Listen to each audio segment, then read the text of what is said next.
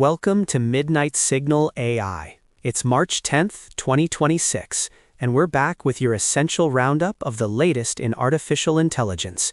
Tonight, the Pentagon's approach to AI policy, why AI still struggles with guitar tones, a new security standard for high-stakes AI R&D, and how AI-powered agents are transforming everything from software to strategy gaming.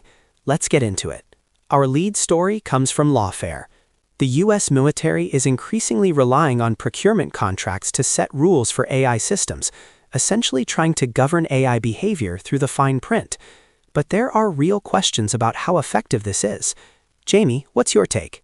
It's a fascinating approach, but also pretty risky. Procurement contracts can specify requirements or even ethical constraints, but that doesn't guarantee compliance once the tech is deployed. AI systems can behave unpredictably, and these contracts are only as strong as the oversight and enforcement behind them.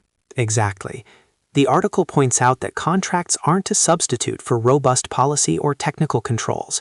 There's a limit to what you can encode in legal language, especially as AI gets more autonomous and decisions become less transparent. And let's not forget, contractors might prioritize winning bids over long-term safety. In the end, contract governance is just one tool, not a silver bullet. The military needs technical safeguards, real-time monitoring, and probably new forms of oversight we haven't invented yet. Absolutely. This is a developing space, and the stakes are high. If you want to dig in, check out the full piece on Lawfare. Switching gears. On Simon Willison's blog, there's a deep dive into how AI should be helping us write better code, not just more code. Jamie, I know you're passionate about this one. For sure. The core argument is that AI, especially agentic systems, should be more than just autocomplete on steroids. We want tools that don't just generate boilerplate, but actually reason about architecture, testability, and maintainability. It's the difference between a junior coder and a senior engineer. Right. And right now, most AI coding assistants are stuck at that junior level. They're great at filling in blanks, but not so much at making high-level decisions or spotting deeper issues. There's a gap between what AI can do and what developers actually need. The post lays out some agentic patterns that could help bridge that gap, but as always, it requires smart prompting and, honestly, a lot of human in the loop to get the best results. On a related note, Adam King shared on X about a common problem with AI agents, so-called hill climbing strategies that waste a ton of compute before writing any meaningful code. Jamie, what's going on here? This is about optimization. Many AI agents, when given a task, try random or incremental tweaks, hill climbing, in hopes of improving output. The problem is, without a good sense of direction, they can waste half their cycles exploring dead ends. It's like a programmer who endlessly refactors code without ever shipping. So while it sounds efficient, in practice, these agents burn resources and time. Smarter agent frameworks are needed, ones that can set better objectives and evaluate progress more like an experienced human developer would. Now, let's talk music. Bahadir Aidan's blog post makes a strong case. AI sucks at guitar tones. Jamie, music tech is supposed to be one of AI's strengths. What's the issue here?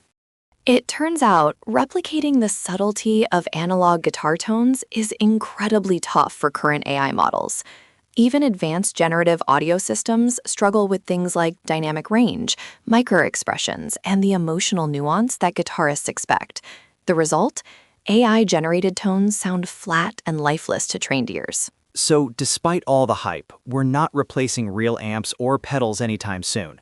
It's a good reminder, there are domains where human creativity and analog tech still win out. Speaking of limitations and analogies, there's a great Hacker News thread comparing AI's impact on software to power tools in woodworking.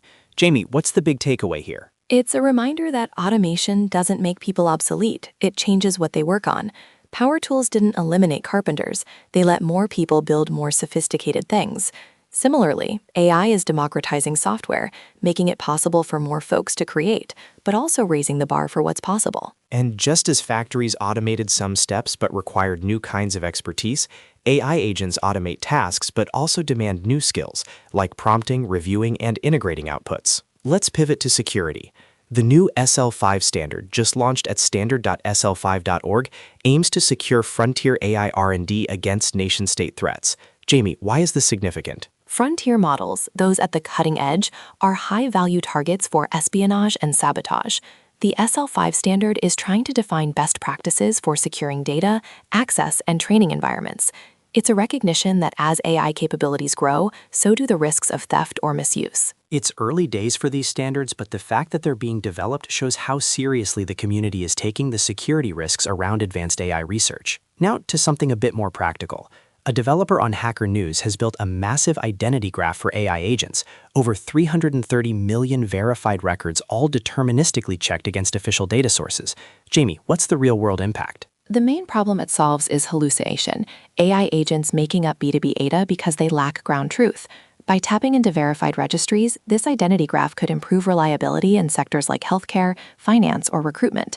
It's also an interesting test case for how structured verified data can ground agentic systems. And the developers even inviting others to stress test the API. It's a sign that data quality is becoming a front and center issue for practical AI deployments. Another story from Vox. Jigsaw puzzle fans are upset because generative AI is flooding the market with puzzles featuring low-effort AI-generated art.